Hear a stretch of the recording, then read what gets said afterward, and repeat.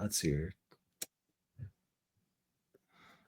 Well, you know what might have been made in America? Question mark. Lifeforce. Lifeforce, yes. Well, actually, I think it was mostly made in the UK. Oh man. Yeah, so darn. But yeah, The no, transition is ruined. that's okay. It's okay. Well, it has American actors in it, so. Um, but yeah, so I watched Life Force, which is a 1985 Canon Films sci-fi movie from director Tobe Hooper, who is famous for the Texas Chainsaw Massacre. He also, as the poster says, directed Poltergeist, which I believe was probably his most successful movie, at least financially. Although most people know him for Chainsaw. But in the 80s, he signed a 3-picture deal with Canon Films, and this was one of them. And this was actually one of Canon's most expensive movies. I looked it up at a budget of $25 million, which in 1985 numbers, that was quite a bit of money. And it's actually based on a novel called Space Vampires. Okay, why did they make that the title of this? That's an amazing title. I don't know. I can't help you. Also, yeah, just to give you an idea, do you want to know what the budget was for Superman 4: The Quest for Peace 5 years later? 10 million? 17 million.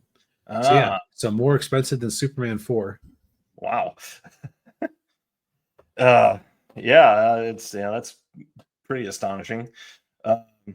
But yeah, so this movie it starts off, we meet the crew of the space shuttle Churchill, which is crewed by astronauts from America and Great Britain, and they're off to study Halley's Comet.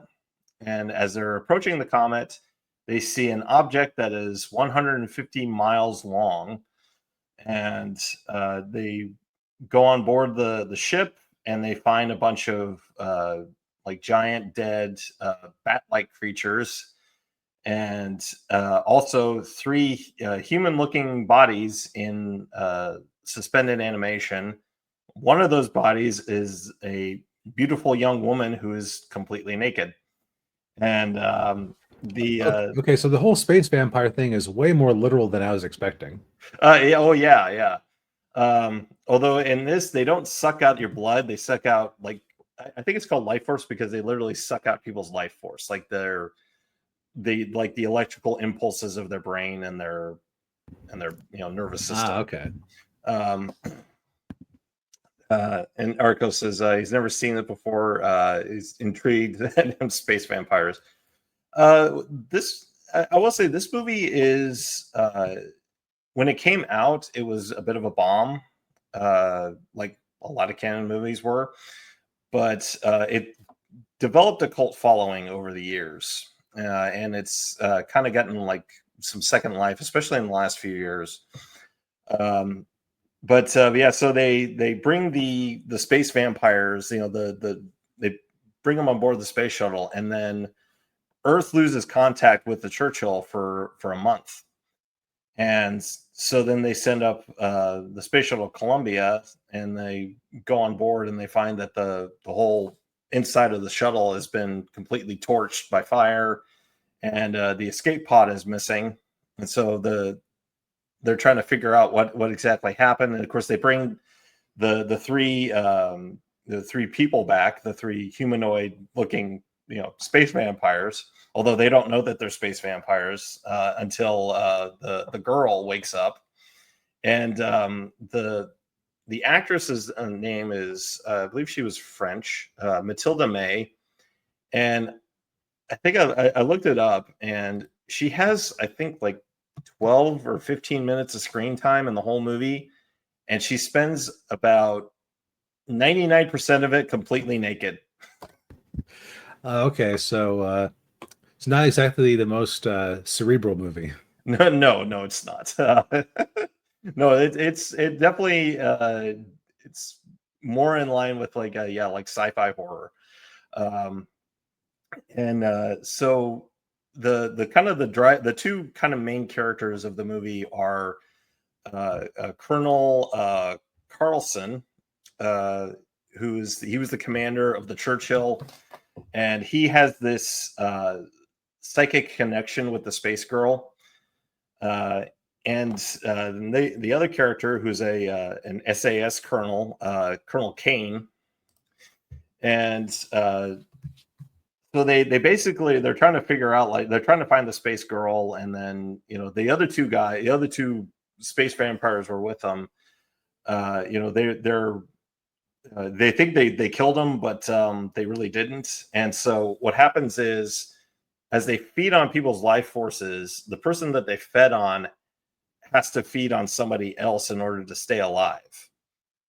And it starts to kind of spread like a plague. And it's kind of interesting. Like, the first act of the movie, it kind of feels like a space adventure. And then the second act is like kind of like a mystery, thriller type thing.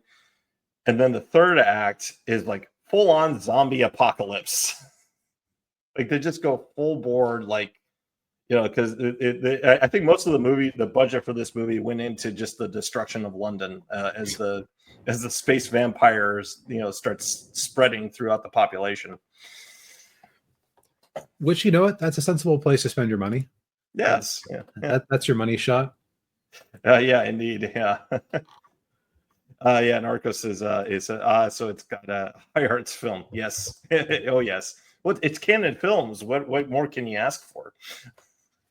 But I will say, like, the movie does have some flaws. It's it's definitely one of those, not having too much plot getting in the way of the story, because there's certain things, like, there like aspects with the space vampires that don't really get explained very well. Yeah, and they kind of like gloss over a few things, but overall it's a fairly entertaining movie. And it has a decent story to it. It's not perfect, but this was actually do you remember the Tom Cruise Mummy movie that we watched? Yes. Yeah, that movie ripped off this movie. Really? Yeah. Like, the whole thing where, like Tom Cruise, when he has this like connection with the mummy chick. Okay. They took that right from this movie, and also like the destruction of London and everything else. Yeah. Kirkman really is a hack. Oh, he is. Yes. Just for the description of this, I can see why this would be, why wouldn't necessarily attract a mainstream audience. Like, ghosts, everybody gets ghosts. Yeah. But, imagine having to explain to your grandma about space vampires. Like, it's a little high concept. It is, yeah. And that might have been a big issue when the movie came out. Again, a lot of people were just like, what is this? I don't get it. But yeah, check it out. If you're interested, it's on Amazon Prime. So